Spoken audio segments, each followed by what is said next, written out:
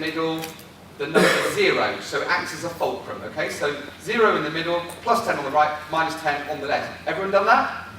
Okay. Now, again, I don't want to embarrass anyone. You can make something up, or you can just think about it for a moment. I'd like you all to think about something you're not very good at. Be really honest with yourself for a minute. Really, really not very good at it. Couldn't care less when I'm very good at it or not. It's a drain on my time and energy. Really hate doing it. So it might be not very good on the telephone. It might be not very good at admin. Might not be not great at communicating. Whatever. Just come up with a word or a very simple sentence and mark that somewhere between 0 and minus 10, because I imagine it's going to be a negative number. Give yourself a score in relation to what you're not very good at doing. Is that okay? And once you've all done that, I'd now like you to flip this over, and I'd like to think about something you are good at. Anything at all. Might be any one of those things I've just mentioned, but something you are really good at. Whether it be leading, managing, on the telephone, handling objection, sales, upselling, cross-selling, anything you like. Give yourself a score between 0 and plus 10, because it's going to be a positive score. All done that? Okay. Now, here's another question. Where do you think most people spend, let's say you were good at one thing and not very good at another and forget everything else, just those two things. Where do you think most people spend their focus, their time, their attention, their energy? What they're good at. Do you think so?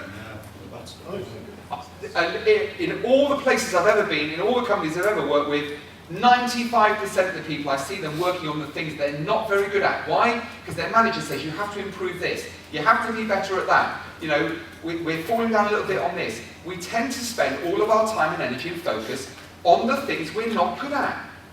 Here's a message for all of you. Take nothing else away from this. This will grow your business exponentially. Forget the things you're not very good at for a moment. If you could spend all that time and energy and focus on turning that plus 7, or whatever score you've given yourself, to plus 10, you will be world class at something. And it will take a lot less energy and focus than the thing that's minus 7. Fact. Because if you're not good at something, you're not incentivized, you're not driven. You might increase the number by 1, for example, but you'll never be good at it. It's that belief system again. You'll never be good at it. Find somebody who's better at it than you, and let them do the job, if it's possible. But if you can focus on turning plus 7 to plus 10, you'll be world class at something. And there's not many people in the business world that can say they're world class. But Polypipe has that opportunity. So, I promised right at the beginning, I would give you a little technique to take things away from this conference that would really embed A, learning, but B, most importantly, that practice. The practice over and over and over again. Do you remember? That will take a thought process, an idea, a goal, and turn it into something really tangible. Because I've read, actually the reason I wrote the book is not because I had anything specifically great to say, it was because I've read loads and loads of books and listened to loads and loads of speakers, and I always came away with this sense that it was great what I heard them say. I reviewed my notes after 3 months, if I could even remember what they had to say, but one thing that had not changed was everything, wasn't it? Because what I did is I thought, well, he was a great speaker, or she was a great speaker, and learned loads of great things. 3 months down the line, nothing's changed. Why? Because I haven't put anything into action. And we're all guilty of that. So I'm going to give you a little technique, it's very simple, just to help you take a few things away from this conference and put them into action.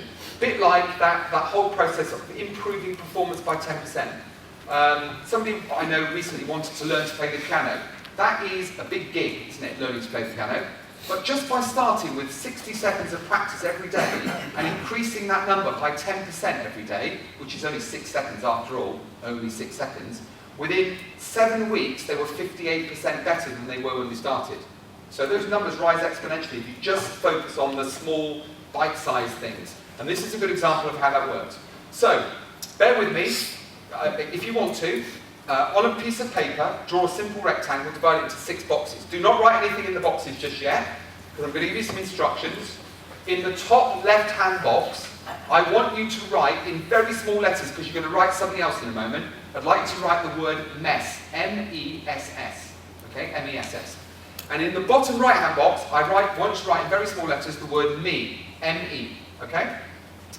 In the top left-hand box, what's going to go there now, because you'll all know what I'm talking about, and you'll all be able to write something without thinking about it too much, I would like you to write in that box something in your life right now that is messing with your head.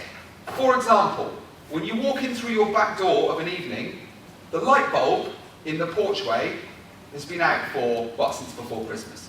And every time you look at it, you think, one of these days, I'm going to fix that light bulb.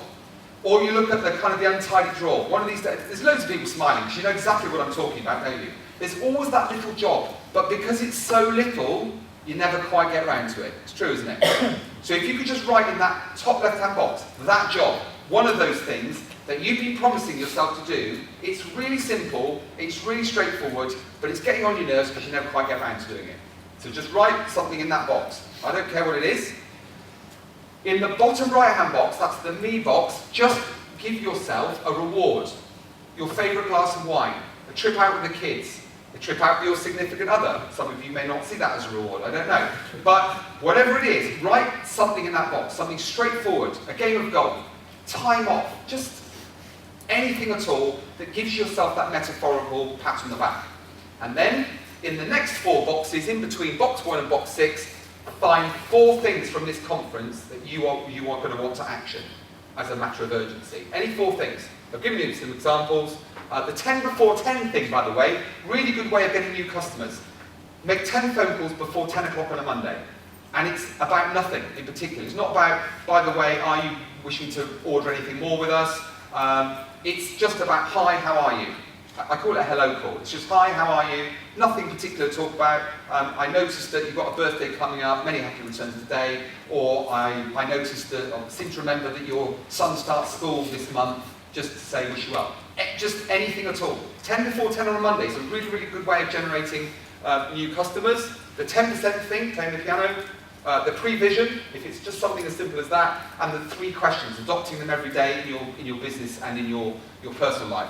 So any 4 things from this conference, fill the 4 boxes in between, and you've got 7 days to tick the boxes, giving you 1 whole week. That is an awful lot of time, let's be honest, because these should be simple things. And I'm only asking you to do them once.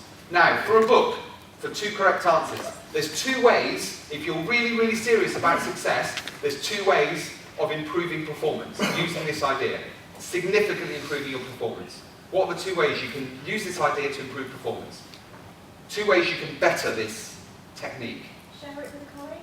You can, that's accountability, which I love, but that's not the correct answer, but I will give you a book for trying. Practice? Like that one as well? Measurement. No? There's a clue in the title. Look at it every day. Time scale. Give you an example? Realistic timescale. Now, that's a whole different conversation right here, the whole realistic thing. Set yourself a 7-day time scale. Measure it over a week. Yeah, well that's the goal here. Yeah. But how can you improve on that? Break it down. Do it quicker.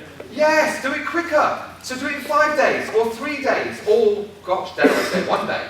Do it in 1 day. Tick, tick, tick, tick, tick.